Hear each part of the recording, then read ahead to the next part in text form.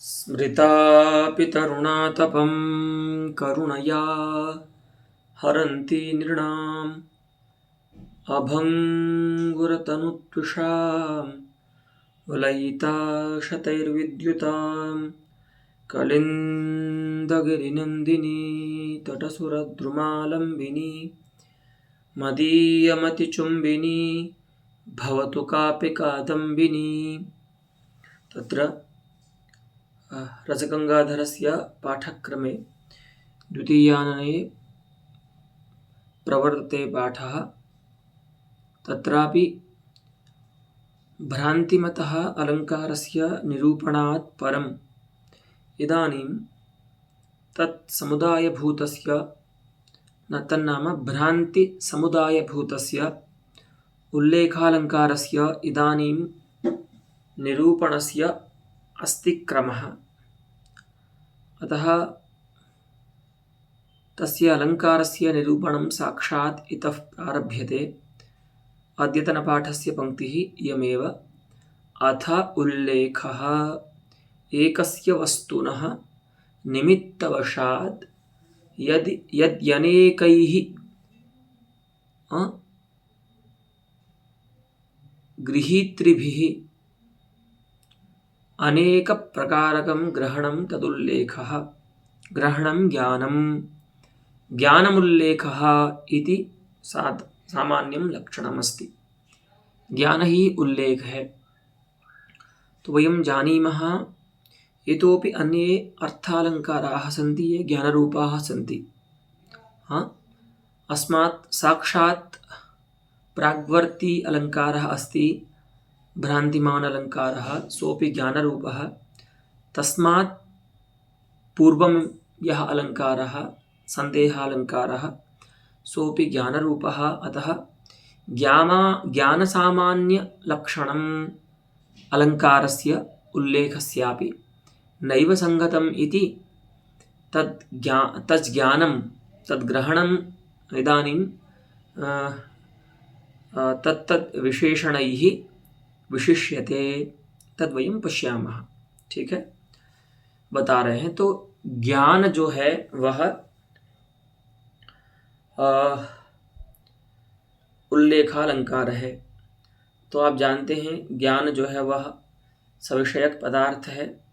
ठीक है, और ज्ञान अगर है तो कोई प्रमाता ज्ञाता भी होगा और उसके विषय भी होंगे। विषय में भी उसमें प्रकार,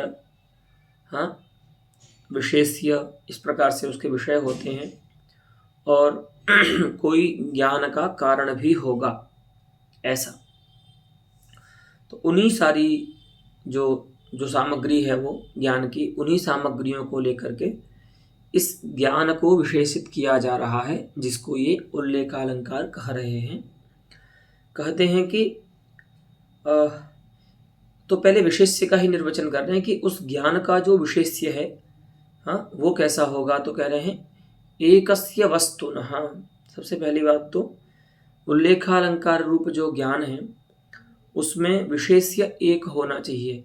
माने मुख्य जो पदार्थ है जिसका आप ज्ञान कर रहे हो वह पदार्थ एक ही होना चाहिए, है ना। एक ही, जैसे आपको हमने भ्रांतिमान के लक्षण के समय भी बताया था, वहाँ पर भी लक्षणोपात्त पदों के पदकृत्य विचार के समय उल्लेखालंकार से व्याप्ति वारण के लिए कुछ पद दिए हैं। तो उस समय हमने आपको बताया था कि एक वस्तु में अनेक प्रकारक जब अलग अलग प्रमाताओं को ज्ञान होने लगते हैं तो ऐसे भ्रमात्मक ज्ञान हो या भिन्न प्रकारक ज्ञान हो, ऐसे ज्ञानों के समूह को हम उल्लेखालंकार कहते हैं। तो वही बता रहे हैं कि लेकिन ये ध्यान रखना है कि भले उनमें प्रमाता भिन्न हैं, प्रकार भिन्न हैं, लेकिन विशेष्य नहीं बदलना चाहिए। ठीक है, तो वही कह रहे हैं एकस्य वस्तुनः, अर्थात एकस्य विशेष्यस्य, एक विशेष्य वाला जो ज्ञान है। अब वो जो ज्ञान है उसमें प्रकार कैसे होंगे, प्रकार भी एक होगा क्या? तो बोले प्रकार एक नहीं हो सकता। तो वही बता रहे हैं अनेक प्रकारकम, अनेके प्रकाराः यस्य तत् अनेक प्रकारकम ग्रहणम, जिसमें अनेक प्रकार हैं। तो माने विशेष्य तो एक है लेकिन प्रकार भिन्न भिन्न है। तो कई बार क्या होता है, एक ही प्रमाता को एक वस्तु में अनेक प्रकारों का भी बोध हो जाता है। एकस्मिन् प्रमातरि कस्यचित् एकस्य वस्तुनः अनेक प्रकारकमपि ज्ञानं भवितुमर्हति, अतः तत्र अतिव्याप्तिः मास्तु इति कृत्वा अनेक गृहीतृत्वरूपं विशेषणमत्र दीयते। कि वो ज्ञान अनेक प्रकारों वाला तो हो ही, लेकिन उसके ग्रहीता भी अलग अलग हों, भिन्न हों, अनेक हों, ठीक है, एक नहीं हो। तो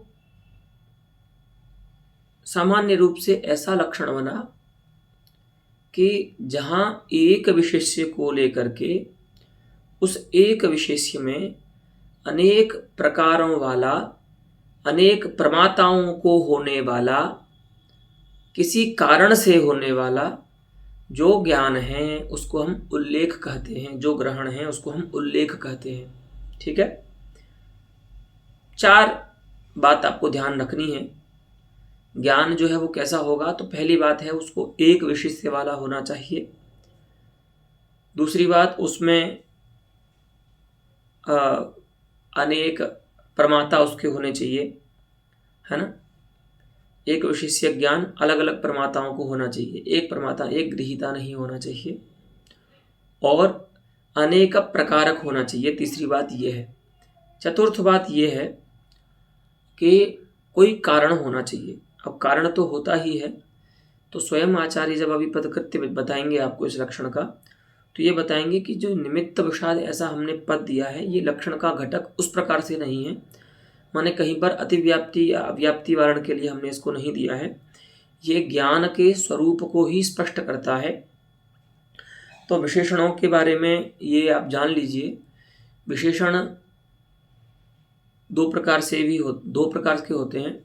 कभी वह इतर व्यावर्तक होते हैं, माने कभी माने प्रायः इतर व्यावर्तक होते हैं, और ज़्यादातर यही हम प्रयोजन समझते हैं। ज़्यादातर जो लोग हैं यही जानते हैं कि विशेषण जो है वो इतर व्यावर्तक ही होते हैं, तभी वो विशेषण कहलाते हैं। लेकिन कभी स्वरूप परक भी विशेषण होते हैं। ठीक है, तो 4 बात हमने आपको जो बताई, उसमें से आपको 3 बात तो मुख्य जाननी है जो है लक्षण के स्वरूप में, और कारण का जो कथन है लक्षण में, वह ज्ञान के स्वरूप को ही स्पष्ट करने के लिए है। उससे उसके कहने से कोई कहीं से अतिव्याप्ति या व्याप्ति का वारण नहीं हो रहा है। ठीक है, तो एक विशेष्य वाला, किसी कारण से होने वाला, अनेक प्रकारों वाला, अनेक प्रमाताओं में होने वाला जो ज्ञान है उसको हम उल्लेख कहते हैं। अस्तु, अयमस्ति अस्य लक्षणवाक्यस्य अर्थः सामान्यः। इदानीं लक्षणे उपात्तानां पदानां सार्थक्यं प्रकटयत्याचार्यः, तत् पश्यामः।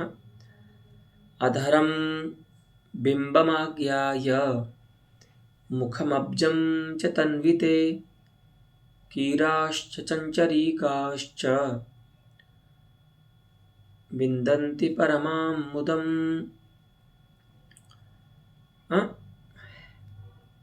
हे तन्वी, कश्चित् नायकः नायिकां संबोध्य इदं ब्रूते, हे तन्वी, तव अधरं बिंबम आज्ञाय, तेरे अधर को बिंब फल जान करके, कीराः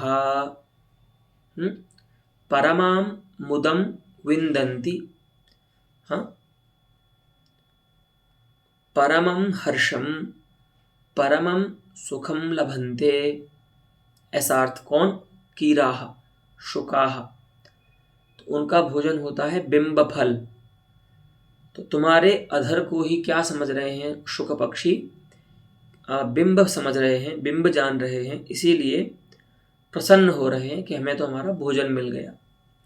और ते मुखम, चञ्चरीकाः भ्रमराः अब्जम् आज्ञाय अब्जमिति निश्चित्य तेपि परमां मुदं प्रकामं हर्षं लभन्ते। उनको भी बहुत सुख मिल रहा है, भ्रमरों को भी, क्योंकि उनका जो रतिस्थान है वो कमल है। तो तेरे मुख को भ्रमर कमल जान करके और तेरे अधर को शुक पक्षी बिंब फल जान करके अत्यंत सुख को प्राप्त कर रहे हैं, ऐसा कोई पद्य है। तो यहाँ कहते हैं कि देखिए इस पद्य में क्या हो रहा है, जो ज्ञान है उसमें, अत्र कीर चंचरीकाभ्याम अधर वदनयोः बिंबत्वेन पद्मत्वेन च ग्रहणे भ्रांति रूपे अतिप्रसंगवारणाय एकस्य वस्तुनः इति। देखिए तीन माने दो बात जो है, मुख्य तीन बात थी ना, उनमें से दो बात यहाँ इस पद्य में जो अर्थ है उसमें घट रही है आपके उल्लेखालंकार की। पहली बात तो ये है कि अनेक प्रकार ज्ञान हो रहा है यहाँ, जहाँ पर एक प्रकार है बिंबत्व और एक प्रकार है पद्मत्व। तो अनेक प्रकारता है इस ज्ञान की और अनेक प्रमातृत्व भी है इस ज्ञान में। ठीक है, कीर भी प्रमाता हैं और चंचरीक भी प्रमाता हैं, लेकिन यहाँ पर जो ज्ञान हो रहे हैं वो दो विशेष्यों वाले हो रहे हैं, दो ज्ञान हो रहे हैं, एक ज्ञान नहीं हो रहा है। ठीक है, माने दो विशेष्य हैं, एक विशेष्य है अधर जिसको शुक बिंब समझ रहे हैं, और दूसरा विशेष्य है मुख जिसको भ्रमर कमल समझ रहे हैं। इसीलिए अत्र द्वयोः वस्तुनोः ज्ञानमस्ति अनेक प्रकारकम् अनेक प्रमात्रिकम्, तस्मात् अयम भ्रांतिमान अलंकारः। ठीक है, यहाँ पर दो भ्रांतियां ही हो रही हैं, तो इसको हम भ्रांतिमान अलंकार कहेंगे। इसको हम उल्लेख नहीं कह सकते क्योंकि यहाँ पर ज्ञान की एक वस्तुता नहीं है, एक विशेष्यता नहीं है। ठीक है, इस ज्ञान में कोई एक पदार्थ विशेष्य नहीं बन रहा है। तो इति भ्रांति रूपे अति प्रसंग वारणाय एकस्य वस्तुनः इत्युक्तम, हमने लक्षण में एक वस्तु का ऐसा कहा ज्ञान को। और धर्मस्यात्मा भागधेयं क्षमायाः, यह आपको रूपकालंकार में अब जाना होगा, वहाँ पर आपने माला रूपक का एक उदाहरण पढ़ा था, जहाँ पर एक उपमेय में अनेक उपमानों का आरोप होता है। तो वहाँ पर राजा एक उपमेय है और उसको कभी धर्म की आत्मा कहा गया है, कभी पृथ्वी का भाग्य कहा गया है। ठीक है, तो अनेक उपमानों को वहाँ पर बताया गया है। तो वहाँ कैसे माला रूपक में कैसे अति प्रसंग हो सकता है, तो बता रहे हैं, इत्यादि माला रूपके अति प्रसंग वारणाय अनेक गृहीतृभिः। अब यहाँ पर देखिए एक वस्तुता भी है इस ज्ञान की, राजा रूप एक ही विशेष्य है और अनेक प्रकारता भी है। राज रूपैक विशेष्य के भागधेयत्व आत्मत्वाद्यनेक प्रकार के ज्ञाने उल्लेखालंकारस्य लक्षणम अति प्रसक्तम न स्यात्। क्योंकि ये ज्ञान भी कैसा है, इसमें अनेक प्रकार बन रहे हैं और एक विशेष्य बन रहा है, लेकिन इसके प्रमाता जो हैं वो अनेक नहीं हैं, इसका प्रमाता तो एक ही है। इसीलिए अनेक प्रमातृत्व रूप जो अनेकाश्रयत्व रूप जो ज्ञान का विशेषण है, ग्रहण का विशेषण है, वो यहाँ पर नहीं है। इसीलिए यहाँ पर माला रूपक में उल्लेखालंकार के लक्षण की अतिव्याप्ति नहीं होगी, वही बता रहे हैं। माला रूपके अति प्रसंग वारणाय अनेकैः गृहीतृभिः इति। यहाँ तक एक वाक्य हुआ। आगे कहते हैं, तो यहाँ पे एक प्रश्न होता है कि आपने जो गृहीत्री इस प्रातिपदिक से तृतीया का जो प्रयोग किया है, तो क्या उससे ये समझा जाएगा कि प्रमाता बहुत ही होने चाहिए, है ना? बहुषु बहुवचनम, है ना? 2 से अधिक होने चाहिए, 2 प्रमाताओं में नहीं होगा, ऐसा है क्या इसका मतलब? बोले नहीं, ऐसा नहीं है। वहाँ पर जो बहुवचन है वो अविवक्षित है, तो एक से अधिक रूप अर्थ ही वहाँ पर बहुवचन से ही माने उस से विवक्षित है। तो माने प्रमाताओं की अनेकता इष्ट है, बहुता इष्ट नहीं है। 2 प्रमाताओं के रहने पर भी ज्ञान अगर 2 प्रमाताओं में भी है उस प्रकार का तो भी उल्लेख होगा, और 3, 4, 5 जितने में भी है उनमें भी होगा। अगर आप लक्षण को यथाश्रुत माने तो वहाँ पर तृतीया विभक्ति का बहुवचन है गृहीत शब्द से, तो उसका अर्थ होगा कि जब 2 से अधिक प्रमाताओं में उस प्रकार का ज्ञान रहे तभी वो उल्लेख कहलाएगा। तो उसको यहाँ पर ये स्पष्ट कर रहे हैं आचार्य कि नहीं, तत्र अविवक्षित बहुत्वकम ग्रहण विशेषणम न विवक्षितम बहुत्वम यस्मिन् तत्, जहाँ पर उस जिसकी बहुता विवक्षित नहीं है ऐसा जो है ग्रहण विशेषण है। ये जो शब्द है अनेक गृहीत भी इत्यादि जो शब्द है, ठीक है, तो वहाँ पर तृतीया विभक्ति से बहुता नहीं समझनी चाहिए, वो अविवक्षित है, तो अनेकता ही वहाँ पर इष्ट है प्रमाताओं की। अस्तु, इत्थम पदद्वयस्य पदकृत्यम अत्र विचारितम्। इदानीम् अग्रे इतोपि उपक्रमते ग्रन्थकारः। नृत्यत्वद्वाजिराजिप्रखरखुरपुटप्रोद्धतैर्धूलिजालैः आलोकालोकभूमिधरमतुलनिरालोकभावं प्रयाते। विश्रान्तिं कामयन्ते रजनिरिति धिया भूतले सर्वलोकाः कोकाः क्रन्दन्ति शोकानलविकलतया किं च नन्द्यन्तु लोकाः। अत्र कश्चित् कविः कञ्चित् भूपतिं स्तुवन् तस्य प्रशंसायां नाम इत्थं वाक्यं करोति। ऐसा कोई कवि बोल रहा है कि हे राजन, जब नृत्य करते हुए तुम्हारे जो वाजिराज हैं, ठीक है, माने तुम्हारे जो अश्वों की श्रृंखला है ना,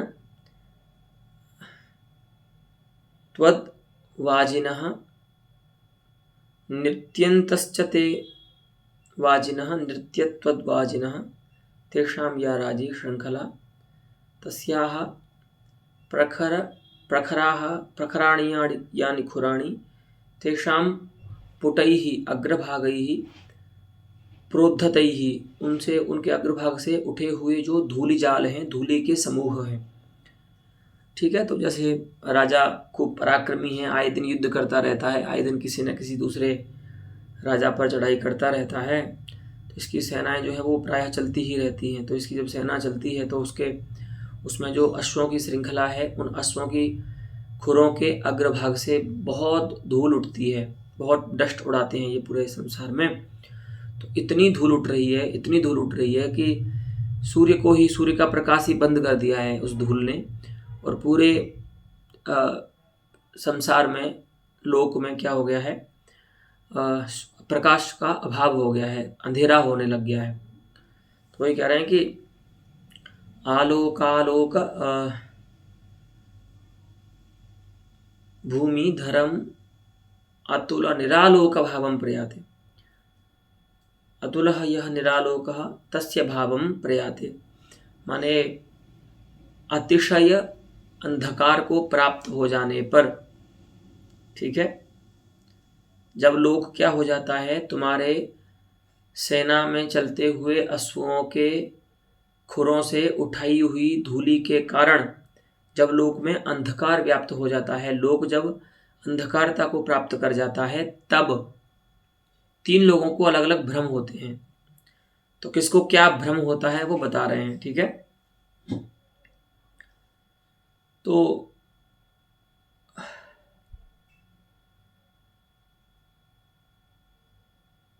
रात्रि का भ्रम होता है सभी को सामान्य रूप से, ठीक है।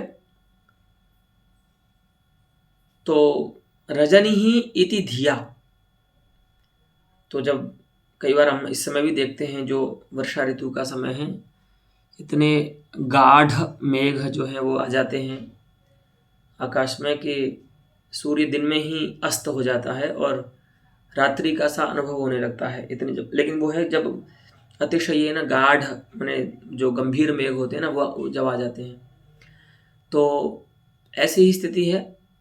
तो लोगों को ऐसा भ्रम हुआ कि इयम रजनी ही, अब रात हो गई है। तो रजनी ऐसा जब भ्रम हुआ, इति धिया इति ज्ञानेन सर्वलोकाः विश्रांतिम कामयन्ते, सभी जो मनुष्य हैं वो अब विश्राम चाहते हैं, क्योंकि हमारे शास्त्रों में जो रात्रि बताई गई है वो विश्राम के लिए बताई गई है। तो पूरे दिन काम करते हैं जब तक सूर्य रहता है, और सूर्य के अस्त होने पर मनुष्य जो होते हैं वो विश्राम करते हैं। सर्वलोकाः विश्रांतिम कामयन्ते, विश्राम चाहते हैं। और कोकाः क्रंदन्ति, चक्रवाक पक्षिणः, तो आप जानते हैं कि चक्रवाक पक्षी रात में दुखी हो जाते हैं वे, क्योंकि उनको उस प्रकार का है कि उनका विरह हो जाता है उनके प्रिय से। तो कोकाः चक्रवाकाः क्रंदन्ति, रोदनम कुर्वन्ति, क्योंकि शोकानल विकलतया, क्योंकि शोक रूपी जो अग्नि है, तो शोक रूपः यह अनलः तेन विकलम शोकानल विकलम तस्य भावः शोकानल विकलता तया, शोक रूपी अग्नि से दुखी होने जलने के कारण जो कोक है माने चक्रवाक पक्षी हैं वो तो रोने लगते हैं, और कुछ ऐसे जीव भी हैं वो खुश होते हैं। तो एक न्यूट्रल हैं, एक रो रहे हैं और कुछ हंस भी रहे हैं। हु दे आर, तो कह रहे हैं कि उल्लू काहा, तो उल्लू जो होते हैं वे नंदंते मोदंते, वो प्रसन्न हो रहे हैं, क्योंकि उनको रात में ही दिखता है बेचारों को, तो उनके जो काम है वो रात में ही होते हैं सारे, ठीक है। तो उलूकाः नंदन्ति प्रसन्नाः भवन्ति प्रसीदन्ति। तो अब यहाँ पर देखिए, अत्र धूलिजालरूपस्य एकस्य वस्तुनः अनेकैः लोक कोक उलूकैः, एक वस्तु है माने एक वस्तु प्रकार ज्ञान हो रहा है जो है धूलि जाल, धूलियों का कण, धूलि कणों का जो समूह है, उस एक विशेष्य का तीन लोगों को, लोक को, चक्रवाक पक्षी को और उलूकों को, तीन लोगों को, तीन ग्रहीताओं को, तीन प्रमाताओं को, अनेकेन एव, एकेनैव, अच्छा एकेनैव रजनीत्व प्रकारेण, रजनीत्व रूपेण प्रकारेण। तो यहाँ पर दो बातें तो हैं तीन में से, अनेक प्रमाता भी हैं, एक विशेष्य भी है, लेकिन ज्ञान जो है तीनों प्रमाताओं को वो एक ही रूप में हो रहा है, रजनीत्वेन रूपेण। उस एक विशेष्य धूलिजाल का ज्ञान जो है तीन प्रमाताओं को एक ही रूप से हो रहा है कि इयम रजनी ही, जिसके कारण कुछ का मन कर रहा है सोने का, कुछ रो रहे हैं बेचारे और कुछ हंस रहे हैं, कुछ प्रसन्न हो रहे हैं। तो इसीलिए यह उल्लेख अलंकार नहीं है। तो वही बता रहे हैं कि तत्र तादृशे भ्रमात्मके ज्ञाने अतिप्रसंगो मास्तु इति कृत्वा तत्र ग्रहणे एक प्रकारत्व अनेक प्रकारकत्वं विशेषणं प्रादायी, ठीक है। तो रजनीत्वरूपेण प्रकारेण ग्रहणम इति तत्र अति प्रसंगवारणाय अनेक प्रकारकम इति। तो देखिए, एक वस्तु इसीलिए कहा कि पहले जो आपको पद बताया था भ्रांति अलंकार का, उसमें अतिव्याप्ति ना हो। अनेक प्रमाता, इसको प्रमातृत्व रूप विशेषण इसलिए दिया क्योंकि माला रूपक में अतिव्याप्ति न होवे। और अनेक प्रकारकत्व जो विशेषण दिया ज्ञान में, वो भी भ्रांति रूप अलंकार में ही अतिव्याप्ति वारण के लिए दिया है, ठीक है। तो इस प्रकार से ये हो गया पदकृत्य तीनों जो विशेषण है उनका। तो अब लक्षण ये हो गया कि एक विशेष्यकत्वे सति अनेक प्रमात्रिकत्वे सति अनेक प्रकारकत्वं तत्र उल्लेखालंकारत्वं ज्ञानस्य उल्लेखालंकारत्वं। अब बात ये आती है कि पहले हमने आपको ये बताया था, अगर आपको याद हो, भ्रांति अलंकार के समय में, कि अनेक ज्ञानों का समूह जो है वह उल्लेख होता है। और हमने शायद, हमको याद है कि हमने साहित्य दर्पण का उदाहरण भी दिया था कि जब कृष्ण मथुरा में कंस की सभा में मल्ल युद्ध करने आते हैं, तो भगवान को देख करके तत्त प्रमाताओं को वहाँ पर भिन्न भिन्न प्रकार ज्ञान होते हैं, तो वो उल्लेख अलंकार है। तो हमने कहा था कि अनेक ज्ञानों का जो समूह है, चाहे वो भ्रांति रूप हो, चाहे वो वास्तविक भी हो सकते हैं, अभी आगे आपको पता चलेगा, लेकिन कुल मिलाकर के अनेक ज्ञानों का समूह ही उल्लेख होता है, ऐसा कहा था हमने। लेकिन यहाँ पर इन्होंने, आचार्य ने ऐसा कुछ नहीं कहा। ये तो कह रहे हैं ग्रहणम उल्लेख, एक ही ज्ञान को कह रहे हैं। अभी तक तो ऐसा ही कह रहे हैं, लेकिन अब यहाँ से बताएंगे कि नहीं, वस्तुतः क्या होता है कि उल्लेख जो होता है वो ग्रहण समुदाय रूप होता है, ज्ञान समुदाय रूप होता है, ज्ञान समूह रूप होता है। क्यों? तो आगे बताएंगे क्यों, क्या हेतु है उसमें। तो वही कह रहे हैं, देखिए, ग्रहणम इति ग्रहण समुदायः, हमने आपको जो एक वचन से कहा है उसको आप ग्रहण समुदाय ही समझना। कि ऐसा क्यों हम समझें, आपने एक कहा है तो हम तो एक ही समझेंगे, हम समुदाय क्यों समझें। तो कह रहे हैं कि देखिए, ग्रहण समुदायो विवक्षितः, ठीक है। तो बोल रहे हैं आपने जो एक वचन दिया है वो, तो कह रहे हैं एकत्वम जातौ, वहाँ पर जो एक वचन है वो जाति में है, माने समान जाति वाले अनेक पदार्थों में भी एक वचन का प्रयोग किया जा सकता है। कि अत्र पृथिव्याम मनुष्य वसति, तो एक मनुष्य तो रह नहीं रहा है, ठीक है। तो यहाँ पर भी क्या है, जाति में ही एक वचन है। तो लक्षण में जो एक वचनांत ग्रहण शब्द है वहां पर भी जाति में एक वचन है। लेकिन आप इस अभिप्राय पे पहुंचे कैसे कि उल्लेखालंकार में ज्ञान समुदाय होता है, एक ज्ञान न होकर के। तो कह रहे हैं अनेक गृहीत्रिकस्य एकस्य ग्रहणस्य अप्रसिद्धे है। देखो, अनेक प्रमाताएं, अनेक प्रकार हों या अनेक विशेष्य हों, विशेष्य के भेद से तो कदाचित बदल भी सकता है, लेकिन अनेक प्रकारों के होने से तो ज्ञान नहीं बदलता। लेकिन अनेक प्रमाता अगर हो गए तो चाहे वो एक प्रकारक हो चाहे वो अनेक प्रकारक हो, प्रमातृभेदेन ज्ञानम भिन्नम, प्रमाताओं के भेद से जो ज्ञान होता है वह भी भिन्न हो जाता है, उसमें भी भेद हो जाता है। अस्तु, तो हमने जब ये कह दिया कि अनेक प्रमाताओं वाला, तो उसी से आपको समझ लेना है कि वो ज्ञान एक नहीं हो सकता, वो अनेक ज्ञान फिर होंगे, क्योंकि ऐसा कोई ज्ञान होता ही नहीं है संसार में जो अनेक प्रमाताओं में एक हो, ठीक है।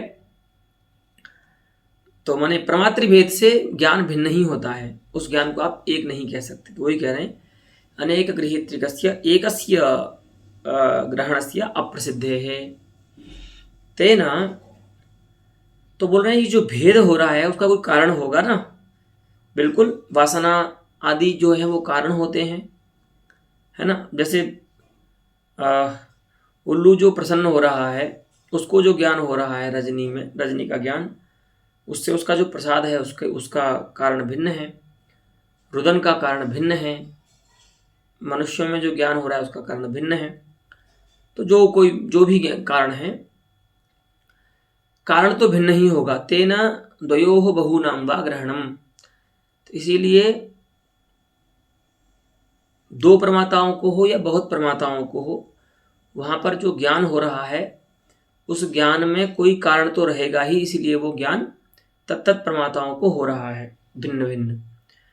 अस्तु इति निमित्तवशात्, इति तो वस्तु कथन मात्रम, अर्थात मैंने आपको जो बताया था पहले लक्षण की व्याख्या करते समय कि वस्तुतः निमित्तवशात् ये जो पंचम्यंत पद है वह लक्षण का वैसा विशेषण नहीं है ज्ञान का कि इतर व्यावर्तक हो, जैसे अन्य विशेषण हैं, अनेक प्रमात्रिकत्व है, अनेक प्रकारकत्व है, एक विशिष्यकत्व है। ऐसे निमित्तवशात् यह जो पद है वो उस प्रकार का विशेषण नहीं है। वो खाली वस्तु के स्वरूप को ही बताता है, ज्ञान के स्वरूप को ही बताता है कि अनेक प्रमाताओं में जो ज्ञान हो रहा है उसका कोई ना कोई निमित्त है, कारण है। अस्तु उदाहरणम, अब यहाँ से ये उदाहरण देना प्रारंभ करेंगे। पहला इसका उल्लेखालंकार का देखिए, नरैर्वरगति प्रदेत्यथ सुरैः स्वकीयापगे त्युदारतर सिद्धिदेत्यखिल सिद्धसंघैरपि हरेस्तनुरिति श्रिता मुनिभिरस्तसंगैरियं तनोतु मम शन्तनोः सपदि शन्तनुरङ्गना।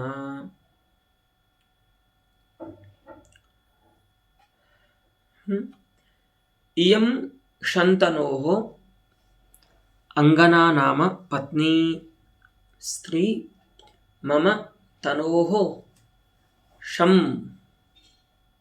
मम तनोः शम सपदि तनोतु, मेरे शरीर में जो कष्ट हैं उनको जल्दी से क्या करे, दूर करे।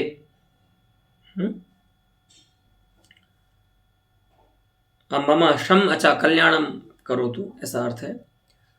वही तो अभिप्राय तो ये भी हो सकता है कि मेरे कष्टों को दूर करता भी तो श्रम होगा। खैर, लेकिन जो श्रम यह जो शब्द है वह भद्र वाचक है कि मेरे लिए मंगल करें, कल्याण करें मेरे शरीर का, जो गंगा है शंतनु की पत्नी। तो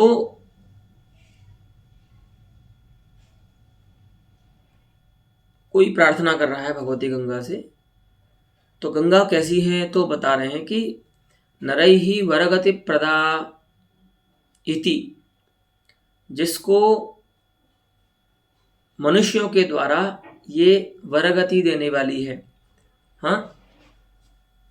अच्छी गति देने वाली है, ऐसा जान करके। इयं वरगति प्रदा इति श्रिता, मनुष्य लोग जिसका सेवन यह अच्छी गति देगी गंगा, ऐसा मनुष्यों के द्वारा जिसका सेवन किया जाता है। और सुरैहि देवैहि स्वकीयापगा, ये हमारी नदी है ना, ये हमारी सिंधु है। ऐसा देवताओं के द्वारा जहाँ अपनी नदी है, इस प्रकार का ज्ञान जहाँ कारण है देवताओं की प्रवृत्ति में गंगा के प्रति। और उदारतर सिद्धिधा इति अखिल सिद्ध संगैहि, और जो सिद्ध जन हैं,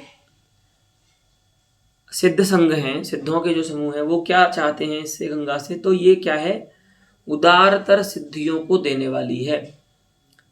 ऐसा उदारतर सिद्धियों को देने वाली है, ऐसा जान करके जो सिद्ध संघों के द्वारा सेवित है। और अस्तसंगैहि मुनिभिः,